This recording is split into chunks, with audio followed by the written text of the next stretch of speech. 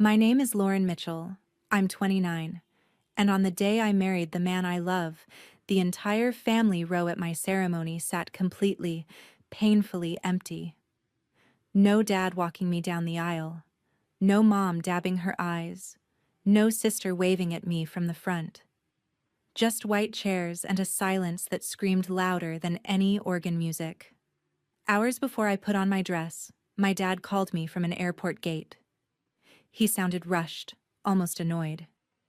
"We'll celebrate later, kiddo. You know how it is. This trip was already booked." In the background, I heard boarding announcements and my sister's laughter floating through his phone. The last text I got from her before I walked down the aisle was a photo of crystal blue water and her legs in a beach chair. "Vacation can't wait, enjoy the wedding, sis." While my husband's side filled their rows, cheering and clapping, my side looked like a crime scene after everyone had already gone home. I stood there in my dress, staring at those empty seats, pretending my chest wasn't burning. That was the day something inside me quietly snapped.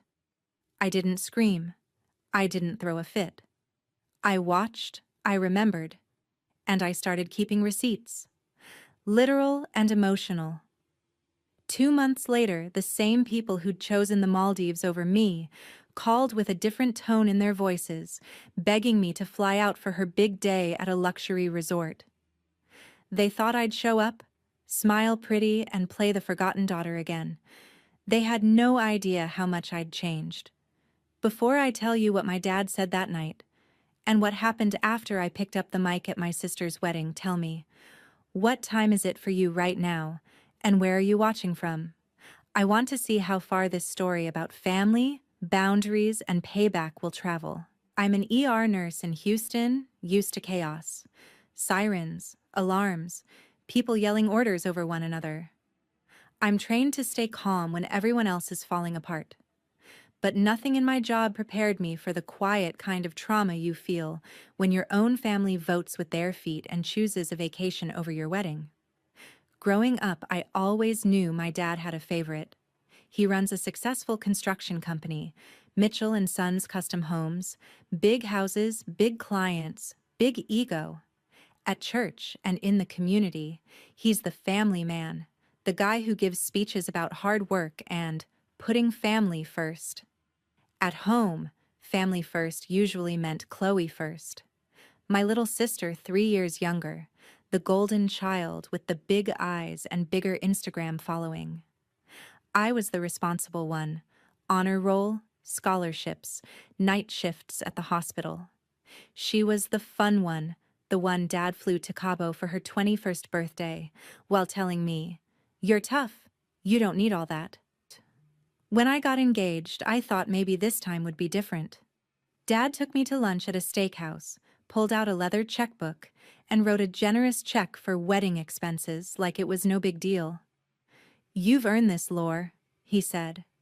"And don't worry, we're blocking off that whole weekend. Nothing's more important than walking you down that aisle." I believed him. I wanted to. For months, I sent my parents and Chloe photos of venues, dresses, mood boards. My fiancé, Ethan, a firefighter, asked politely in the family group chat about suit colors, rehearsal dinner times. Half the time, no one even reacted. 3 weeks before the wedding, Chloe posted a countdown on her Instagram story, Maldives bachelorette/content trip in 3 weeks. I stared at my phone. The dates overlapped perfectly with my wedding weekend. When I asked my mom about it, she said, "Oh, honey, it's just a few days. We'll make it work somehow. Don't be dramatic." "Yes, my dad texted later. "We've already paid deposits. I'll fly back in time. Relax." I tried to relax. I told myself they wouldn't really do it. The night before the wedding, Ethan and I were in our small apartment, sorting out last-minute details. He was ironing his shirt while I scrolled Pinterest, trying not to cry. A notification popped up on his phone on the coffee table. A preview of a new message in the Mitchell family group chat. "Do you want me to open that?" he asked. "I never look in there," I said bitterly. "Be my guest." He unlocked his phone and his face changed in real time. Confusion, then disbelief, then anger. "Lauren, you should see this," he said quietly. On his screen, a stream of photos. My dad in a first-class seat, champagne in hand. My mom in a floppy hat. Chloe posing with her passport and a caption, "When your fam chooses tropical vibes over stress. Maldives, here we come. Hashtag family first." The timestamp on the boarding photo? 2 hours before my rehearsal dinner. No call, no apology, just vibes. My heart sank so hard I felt physically nauseous. "Maybe it's a layover," I whispered, grasping for any explanation. But then a video auto-played, Chloe squealing, "Next stop, Maldives. Sorry, Lauren, we'll FaceTime you from the beach." Followed by my dad's voice in the background, joking, "We'll be there in spirit." Ethan looked at me, jaw tight. "If this were my family doing this to you, what would you tell me?" I didn't answer because we both knew I'd tell him to cut them off. "Tell me honestly, if you saw your fiancé's family literally flying over an ocean instead of driving 20 minutes to your wedding, would you still walk down that aisle hoping they'd show up? Or would you already be planning your exit strategy?" I still got dressed. ER nurses know how to function on autopilot. You can be dying inside and still tape an IV, still call a code, still keep your hands steady. On my wedding morning, I did my own makeup with that same mechanical focus. Mascara, concealer, lipstick. Ignore the shaking. Ignore the empty text thread from Mom. Ignore the unread message from Dad that just said, "Signal might be spotty. We'll catch up after." Ethan's mom knocked on the door of the bridal suite. "Sweetheart, it's time," she said, eyes shiny with emotion.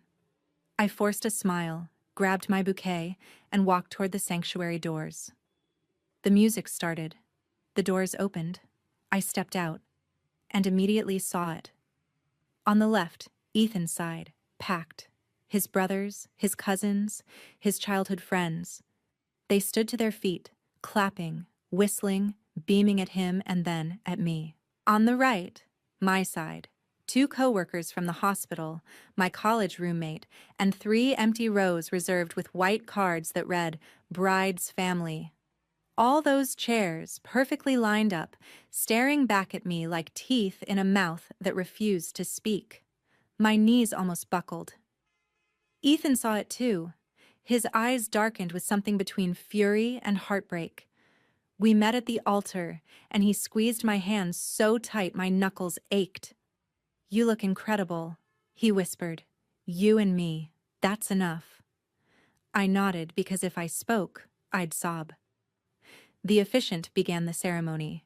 Just as he got to, "Who gives this woman to be married?" a loud burst of laughter crackled through the sound system. At first, I thought it was feedback. Then I heard it clearly. Waves in the background, clinking glasses, and my sister's high-pitched voice. "You guys, look at this water. It's literally unreal." The entire room turned toward the back where the sound booth was. The DJ and the church tech guy were frantically fumbling with cables, staring down at a phone on speaker.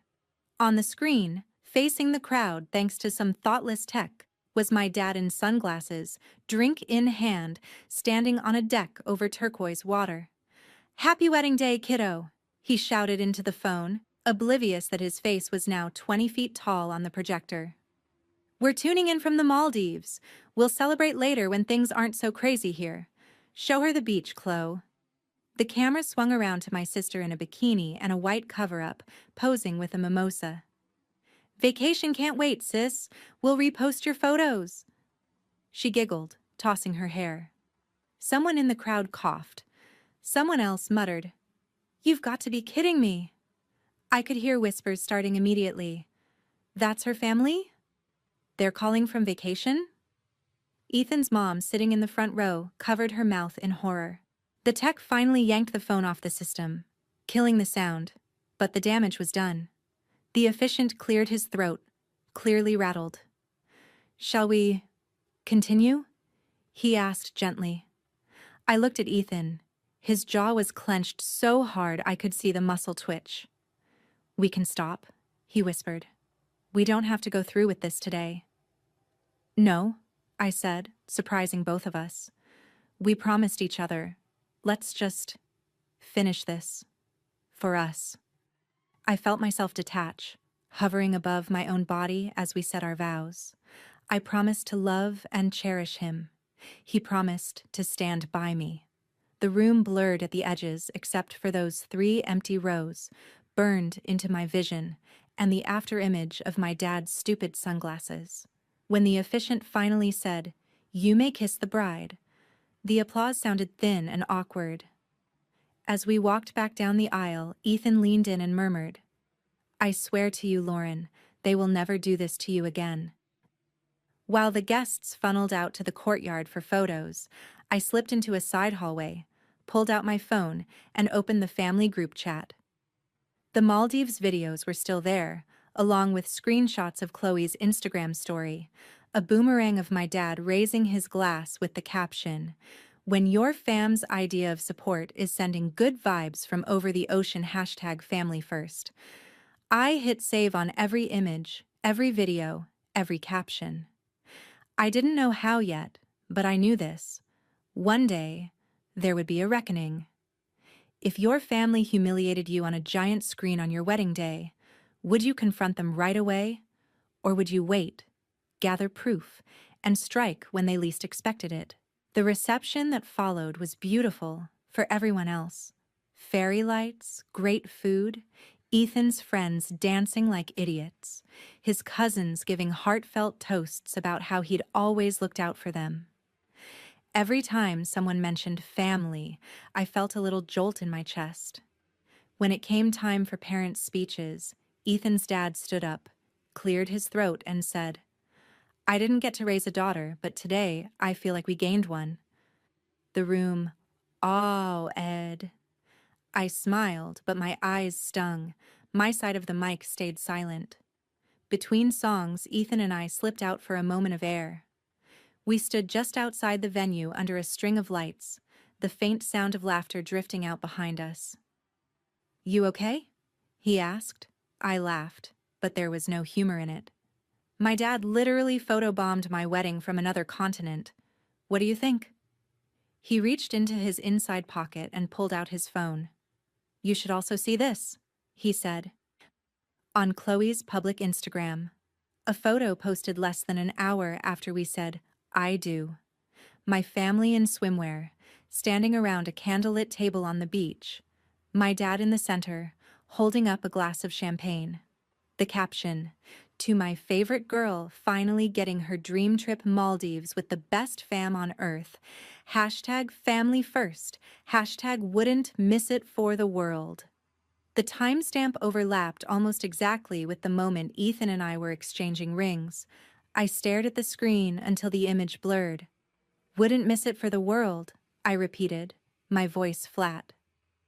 I remembered every time as a kid when Dad missed my school plays, my nursing school graduation, my first apartment move-in, always with the same line.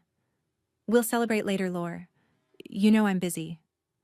"I'm done giving benefit of the doubt," I said quietly. "They made their choice." Ethan nodded. "Then we make ours. We build our own family. You, me, whoever respects us." Something inside me solidified at that moment. Anger cooled into something sharper, clearer. Boundaries. Consequences. "I don't want to scream at them," I said. "I want them to feel what it's like to be on the outside looking in for once." The next day, my phone exploded with messages. My mom. "Sweetheart, the Wi-Fi was terrible. We're so sorry we couldn't be there. The live call was our way of trying." My dad. "You're making a big deal out of nothing. We told you about this trip. Don't ruin your marriage over one weekend." Chloe. "Sis, it was just timing. You know I love you. Please don't be mad we watched the replay. You looked gorge." I let all of them sit on read. For the first time in my life, the silence was mine. Weeks passed. My job kept me busy. Ethan and I settled into married life, shared grocery lists, laundry routines, late-night Netflix, his turnout gear drying over the shower rod. Every once in a while, I'd see one of my dad's ads on local TV. Mitchell and Sons, building homes, building families. I'd scoff and mute it. Then, one Tuesday night, about 6 weeks after the wedding, Ethan walked into the living room with his laptop open, a strange look on his face. "Lauren, you should see this," he said again, that phrase becoming a theme in our marriage. On the screen was an internal company email someone had clearly forwarded to him anonymously. It was addressed to all Mitchell and Sons staff. At the bottom it said, "Forwarded by Anonymous." The body of the email was from my dad to his accountant, dated 3 days before my wedding. Maldives retreat charge. Please classify this under client development/staff retreat. We'll write it off this quarter. And yes, pull from the discretionary budget we set aside instead of Lauren's wedding contribution. I'll make it up to her. Later. My stomach turned. That check he'd written me at the steakhouse, the "you've earned this," he literally diverted it to pay for his island vacation. It wasn't just emotional neglect now, it was financial, deliberate. "So he took back your wedding money to pay for the trip he chose over your wedding," Ethan said slowly, "and then called you dramatic for being hurt." I nodded, jaw clenched. He turned my wedding into a tax write-off. That night, I opened a folder on my laptop and started dragging everything in. Screenshots of texts, videos from the ceremony, Chloe's posts, the email Ethan had just shown me. I named the folder Family First Evidence. For the first time, this didn't feel like petty scorekeeping. It felt like a case file. People always say, forgive and forget. But tell me, when someone turns your most important day into a line item on their expense report, is forgetting really wisdom? Or is it just letting them know there are no consequences? Nearly 2 months after the wedding, on a quiet Sunday morning, my phone buzzed with a video call from my mom. I almost declined out of habit, but curiosity got the better of me. I answered, and her face filled the screen. Full makeup, soft lighting, that rehearsed mom smile I recognized from all the years of smoothing things over for my dad. "Hi, honey," she chirped, too bright. "Do you have a minute? Your dad and Chloe are here too." My chest tightened. "What's going on?" I asked. The camera zoomed out. My dad waved from their living room couch, wearing a polo with his company logo. Chloe sat cross-legged on the rug in a white romper, ring glittering visibly on her finger. "Surprise," she squealed, holding up her left hand. "I'm engaged." I stared at the screen. "Already?" I asked. She'd been casually dating some guy named Dylan when she went on that Maldives trip. "I didn't know they were serious. He proposed on the same beach where we watched your ceremony replay," she said, as if that were sentimental instead of twisted. It was like full circle. "We have some exciting news," my dad cut in. "We're planning the wedding in the Maldives. Same resort, same overwater villas. A real destination celebration." And of course, we all agreed. It wouldn't be complete without you and Ethan there. My mom's smile wobbled. "We really want to make things right, sweetheart," she added. "This will be our chance to all be together, okay?" I almost laughed. The same resort. The same place they toasted my sister while I cried in a church hallway. "Who's paying?" I asked bluntly. They all blinked. "Well, we're covering most of it," my dad said. "You and Ethan would just need flights.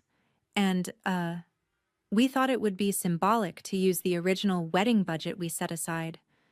Like, sharing it between you girls. Fair, right?" Rage flashed hot and clean through me. They'd already used that money on their first trip. Now they were planning to pretend it was still there, rebranding it as generosity. "We're sending you the official invite video," Chloe chimed in, oblivious. "We want you to do a speech, Lore. Like big sister blessing energy. It'll be so cute for the videos. After we hung up, the official invite arrived. A professionally edited montage of drone shots over turquoise water, slow-motion footage of Chloe and Dylan laughing in hammocks, voiceover lines about second chances, and family bonds that distance can't break. The final frame, Chloe and Dylan, Maldives, save the date, featuring special guest of honor, maid of honor, and big sister Lauren. I almost smashed my phone. Ethan came home from a shift and found me sitting on the couch. The video paused mid-frame, Chloe's face frozen in a perfect influencer smile. "So," he said, dropping his keys into the bowl, "I'm guessing you got the invite." I nodded. They want me to bless her marriage, in the same place they toasted her for skipping mine, using the same money he took from my wedding to pay for their first vacation. Ethan sat beside me. "We don't have to go," he said. I stared at the screen for a long moment. "No," I said slowly. "We do." He frowned. "We do?" "I've let them write my story for 29 years, I said. The overlooked kid, the understanding one, the nurse who gets it when they're busy. At my wedding, they showed the world exactly who they are, and I swallowed it. If I don't confront this, they'll keep going like nothing happened. They'll call anyone who pushes back ungrateful. They'll talk about family while using people like props." I opened my laptop, clicked into the Family First evidence folder, and started organizing it into subfolders. Wedding day, Maldives trip, money, public image. Ethan watched, silent. "What are you doing?" he finally asked. "They want projection screens and speeches," I said. "I'm going to give them exactly that." I booked 2 economy tickets with our own money. I booked us at a basic room at the resort, not one of the overwater villas they'd reserved for the immediate family. I bought a vivid red dress that made me feel like a warning sign. I also emailed the resort's event coordinator, introducing myself as the bride's sister and maid of honor, asking if I could load a special surprise tribute video onto their AV system the day before the wedding. She replied within hours. "Of course. We love surprises, just bring it on a USB." I named the file family_tribute_final.mp4 and smiled for the first time in weeks. If your family invited you to the very place they humiliated you, handed you a microphone, and gave you access to the projector, would you keep the peace? Or would you finally hit play? The Maldives is just as beautiful as Instagram makes it look, and just as surreal when you're arriving for a revenge mission instead of a honeymoon. As our seaplane skimmed over water that looked photoshopped, Ethan squeezed my hand. "Last chance to back out," he said. "We can tell them you got sick and spend the week lying on the beach and ignoring everyone." "I've been sick for months," I said. "This is me getting better." At the resort dock, my family was waiting like a welcome committee. My dad in linen, my mom in a floral maxi dress, Chloe in a white 2-piece set that made her look like she was auditioning for a bridal magazine. Dylan stood beside her, tall, handsome, polite, clearly still under the spell of the perfect family narrative he'd been sold. "Lauren!" my mom cried, hugging me like we hadn't spoken in weeks of stilted surface-level texts. I hugged her back stiffly. "You look great," my dad said, stepping in for a side hug and patting my shoulder like I was a client who'd just signed a contract. Up close, I could see more gray in his hair, more fine lines around his eyes, but the same practiced charm. "We're really glad you came, kiddo. This means a lot." "Does it?" I asked, my voice mild. His smile flickered but stayed in place. Chloe bounced on her toes. "Lore, that dress is fire," she gushed. "You're going to pop on camera. I told the videographer you're like our emotional anchor, you know?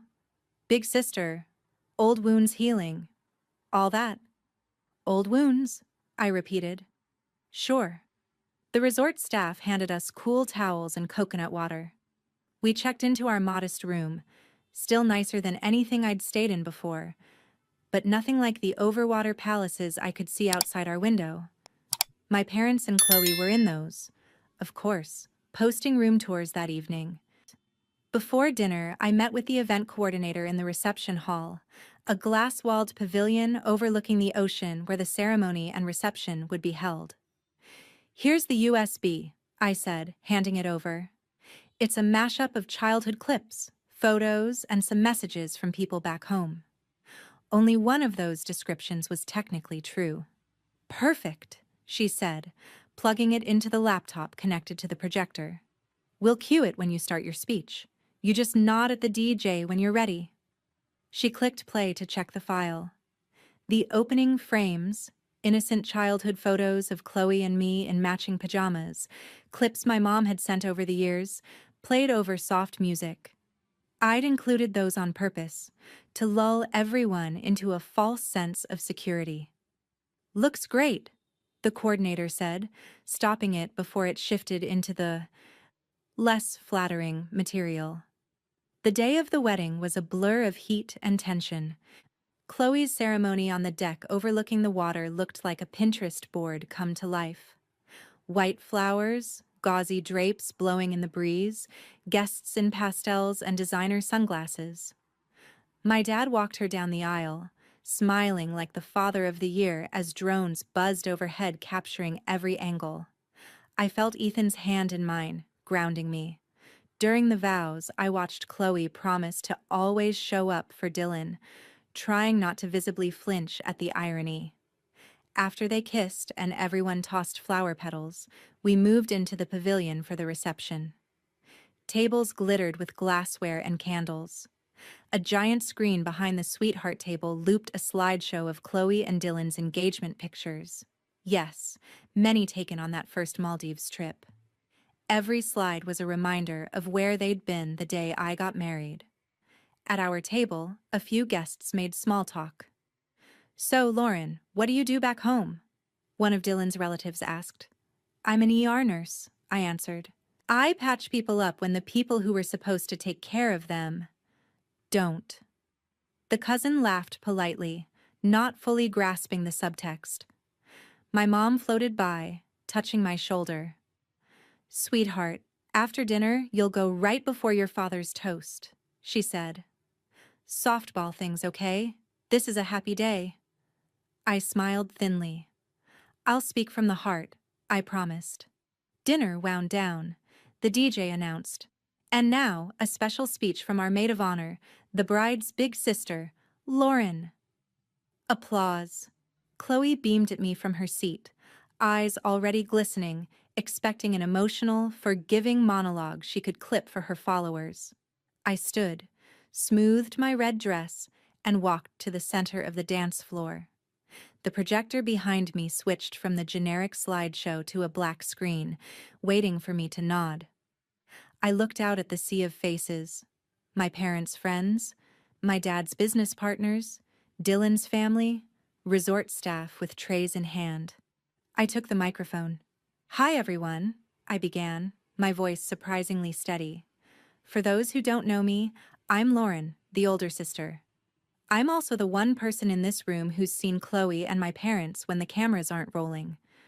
A few chuckles. Chloe laughed nervously. "First, let me say, Chloe, you look beautiful," I continued. "And Dylan, you seem like a genuinely good guy. That's why I feel like it would be unfair not to tell you the full story of how we got here." The room shifted. Chairs creaked. My dad's smile started to look more like a grimace. I nodded subtly at the DJ. The screen behind me flickered to life. Childhood photos appeared. Little Chloe covered in cake, me pushing her on a swing. "We grew up in a house where the words family first were pretty much the motto," I said over the images. "At least, that's what we told everyone." The montage shifted. On the screen now, a still of the empty bride's family rows at my wedding, guests in the foreground, a stark void behind them. Gasps rippled through the room. "2 months ago," I continued, "I married my best friend back in Houston. You won't see those photos on these slideshows because my family wasn't there. The next clip played automatically. The video of my dad and Chloe on the giant screen in our church. Him in sunglasses, her in a bikini, yelling cheerful greetings from the Maldives. Their voices boomed through the speakers of the pavilion. Happy wedding day, kiddo. We'll celebrate later. Vacation can't wait, sis. Laughter in the video. No one in the room was laughing now. I turned slightly so I could see my parents' faces. My mom's hand was over her mouth. Chloe was frozen, eyes wide, mascara already starting to smudge. My dad had gone pale under his tan. While my husband and I exchanged vows in front of 3 empty rows, I said, my family was here, at this very resort, turning our absence into content. The next slide, Chloe's #family, first #wouldn't miss it for the world post, blown up on the screen. Some of my dad's business partners leaned forward, squinting. One whispered something to another, shaking his head. Then came the email. I'd redacted the accountant's name, but left my dad's intact. The projector zoomed in on the key lines as I read them aloud. Please classify this under client development/staff retreat. We'll write it off this quarter. And yes, pull from the discretionary budget we set aside instead of Lauren's wedding contribution. I'll make it up to her later. You could have heard a fork drop. So Dylan, I said, turning to my new brother-in-law, when they talk about family first, understand what that has actually meant. It meant turning my wedding into a tax write-off. It meant toasting your fiancé on a beach while telling me I was dramatic for being hurt. My dad shot to his feet. Lauren, that's enough, he snapped, voice low but carrying. Turn that off. I held up a hand. You've had your image for decades, Dad. Your ads, your speeches, your family man brand. Tonight, we're just balancing the story. Behind me, the slideshow flipped to a split screen. On one side, one of his local TV ads, him in a hard hat saying, at Mitchell & Sons, family isn't just a word, it's our foundation. On the other side, a zoomed-in screen cap of the line item, Maldives Retreat, classified as client development, charged to family wedding budget. Some guests stood up murmuring to each other. One of his biggest clients, a local developer, stared at the screen, lips pressed into a thin line. You're trying to ruin me, my dad demanded. Over a scheduling conflict? I laughed once, sharp. This isn't about scheduling. This is about a pattern of you choosing whatever makes you look good over what actually matters. It's about you telling me my pain was nothing while you literally cashed out my wedding. Chloe finally found her voice. Lauren, this is my wedding, she cried. You're embarrassing me. I looked at her, really looked, terrified, humiliated, but also still not understanding that she'd done anything wrong. I'm not doing anything, Chloe, I said softly. I'm just pressing play. For a long second, the room hung in silence, balanced on a knife's edge. Then, from the head table, Dylan slowly stood up. He looked from the screen to Chloe, then to my parents, then back at me. Is this true? He asked, voice low but steady. Did you all really skip her wedding to come here? And pay for it with her money? My dad opened his mouth. It's more complicated than... It's not. I cut in. You got the receipts, Dylan, literally. Chloe reached for his arm. Baby, it was just timing, okay? We talked about it, remember? They had it handled at home and I needed content and... She stopped, realizing mid-sentence how it sounded out loud. Dylan pulled his arm back slowly. You told me your sister understood, he said, that she was fine with it, that she was cool. His gaze slid to me. I held his eyes. I spent my wedding day pretending I was fine so they wouldn't call me ungrateful, I said. I wasn't fine. The developer client I'd noticed earlier raised his voice from his table. Robert, is that your company card on that email? he asked. My dad's jaw clenched. This is a personal matter, he said. We should discuss this privately. You made it public when you used company funds and then bragged about family values in your marketing, the man replied. We'll be in touch when we get back to Houston. He stood up, signaled to his wife, and walked out. Two other men I recognized from my dad's TV ads followed. My dad's shoulders sagged, his mask slipping for the first time in my life. Lauren, please, my mom said, tears streaming now. We can fix this. Turn it off. We'll talk later. I swallowed hard. There was a part of me, the conditioned child, that wanted to obey, to smooth it over, to reassure her. But then I remembered those empty chairs, the sound of my sister's voice over my vows, the email line about I'll make it up to her later. I raised the mic one last time. Here's the thing, I said quietly, voice carrying in the stunned hall. For years, I told myself that blood automatically meant loyalty, that I should be grateful for whatever crumbs of attention I got, that setting boundaries was disrespectful. But ordinary people sitting in my ER at 3 a.m. have taught me more about real family than you have. The ones who show up. The ones who sit all night in plastic chairs just to be there when someone wakes up. Family isn't who looks good in pictures. It's who stands next to you when there's nothing to post. I turned to Chloe. I don't hate you, I said. I just refuse to keep pretending this dynamic is normal. One day, if you have a daughter, I hope you remember what it felt like seeing those empty chairs and choose differently. Then to my parents. You chose a vacation over me. You chose a write-off over my wedding. You chose optics over honesty. Tonight, I chose myself. I handed the mic back to the DJ. You can stop the video now, I told him. He did. The screen faded to black. Ethan was already standing by the door when I walked off the dance floor. We didn't run, we just left. No dramatic storming out, no slammed doors. Just two people walking away from a fire we hadn't started but had finally stopped pretending wasn't burning. In the hallway outside, he took my face in his hands. I am so proud of you, he said. I exhaled, shaking. I feel like I just ripped out my own roots, I whispered.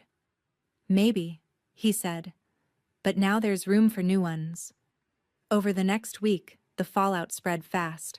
By the time we landed back in Houston, 3 of my dad's biggest clients had pulled out. There were rumors of an internal audit. His family man reputation took a hit when someone, definitely not me, but someone, sent a clipped version of the Maldives call and the empty chairs photo to a local reporter who'd once done a feature on his values-driven leadership. At first, my parents called constantly, long voicemails, apologies mixed with accusations. You blindsided us. You humiliated us. You ruined your sister's big day. Then the calls slowed. Then they stopped. There was no dramatic reconciliation, no group hug, just silence. And honestly, for the first time, the silence felt like peace, not punishment. I doubled down on therapy, on my marriage, on friendships that had quietly held me up this whole time.